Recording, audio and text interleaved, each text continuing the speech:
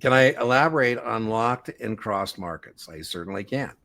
I have a video that I'll link in the video description to Aaron. If we have a NASDAQ level 3 data feed, that's synonymous with saying we're a market maker.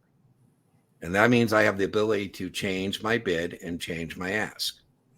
And if I'm going to change my bid or my ask, it's my responsibility to make sure that there's still a spread in the security. So let's assume that the highest bid is 15, the lowest ask is 16. That's called the inside market. That's very testable for everybody.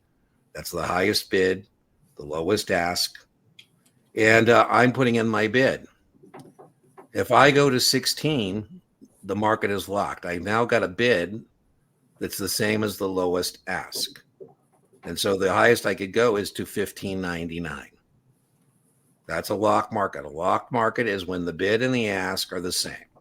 Whoever's entering the quote has got to make sure they don't do that. Now, cross market, I always joke, Brian, in the real world, this would not be a problem. So, Aaron, I look and the lowest asking price is 16, and I say I want to buy it at 16.10. I have actually crossed the market. Cross is when we have a bid that is higher than the lowest ask. Now, I joke, Aaron, in the real world it won't be a problem because the guy at 16 is going to call me and say, Dean, you must be new. You want to pay to 16.10 when I'm willing to sell it to you at 16? So again, that's what a locked and cross market is. I do think you will see that on year 24, right? And remember, it's whoever is entering it. Brian, you want to comment on that? Yeah, I was just trying to illustrate exactly what. Yeah, thank you so much. That whiteboard does using those same numbers and yeah. There you go. So Brian's got it up there. You have to maintain a spread between the bid and the ask. You have to maintain a spread between the highest bid and the lowest ask. So you can't enter a bid that would be higher than the lowest ask. Yeah, either direction. I think that's how they ask it on the test. Lower than, highest ask. Right? Yeah. That kind of thing. Now, the other thing that we can't do, Aaron, that's testable is the other guys on the screen, right? We just now the spread is $1, right? And Dean goes to 15.99. They're not allowed to berate me and say, hey, Dean, what are you doing taking all the juice out of the stock, right? Because we had a spread of $1. Now I got a penny, right?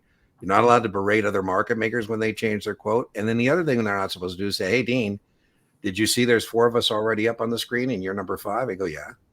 They go, here's how it works. On Monday, I get the inside quote. Tuesday, Bob gets it. Your day is Friday, right? So market makers aren't supposed to collude in terms of entering those quotes, right? So you're supposed to be doing this for your own inventory reasons, your own economics, not because you are colluding with other market makers. And I hope you can then transfer this to your friend, Phil. Yeah. Aaron, again, I'll link to my video. You know, the bid and the ask is always from the market maker's perspective. The way I say this, Aaron, is whenever a customer is looking at 2 prices, the customer always pays the high price, always receives the low price. What's that called? The securities industry. That's how we make our living. The difference between what we buy things at and we sell things at. So the customer's on the opposite side of the quote. The market maker buys at the bid, sells at the ask. There you go. Brian's whiteboard is perfect. I think, Aaron, is a car dealer, right? If I go into a car dealer and I say, how much for a Lincoln Navigator? And the car dealer says 90 grand. I go, great. I've got a Navigator. Where's my 90 grand? He goes, Dean, I'm sorry. I misunderstood you. I thought you wanted to turn money into a Navigator and I gave you my asking price 90, my offer price. Now I understand, Dean, you want to turn a Navigator back into money, 40 grand. That's my bid. Oh my God, what's that called? It goes, the spread. I was thinking about being a market maker, but I heard about that 5% policy. What's up with that? You know, car dealers don't have to do that. Your point, Aaron, again, my car dealer analogy, I know I'm going to pay the high price for the car, but I'd want to pay the lowest of the high prices. And I know when I trade in the car, I'm going to get the low price, but I want the highest of the low. I don't know, Brian, did you ever see my Bumblebee in my garage? No. That little sports car? No. You might like it as your Vegas tenant. I'm just thinking it might be perfect for you. I'm selling it because I'm coming off grid. It's a little, really beautiful convertible sports car. And anyways, I'm getting ready to turn it into money, right? And so I know I'm going to get the low price, But when I'm back in Vegas, I'm going to call a bunch of dealers and say, hey, what will you give me for my Bumblebee, my beautiful yellow MR2 Spider? It's in mint condition, it's been in a garage its whole life. And right, I'm going to get the low price, but I want the highest of the low prices, right? So I think that, yeah. Based on Aaron's comment there, Mhm. elaborate on what side the customer trade, right? I say the opposite side of the way I explain it. What do you say, Brian? Well, yeah, I actually just go through a mantra and people generally get Yeah. it.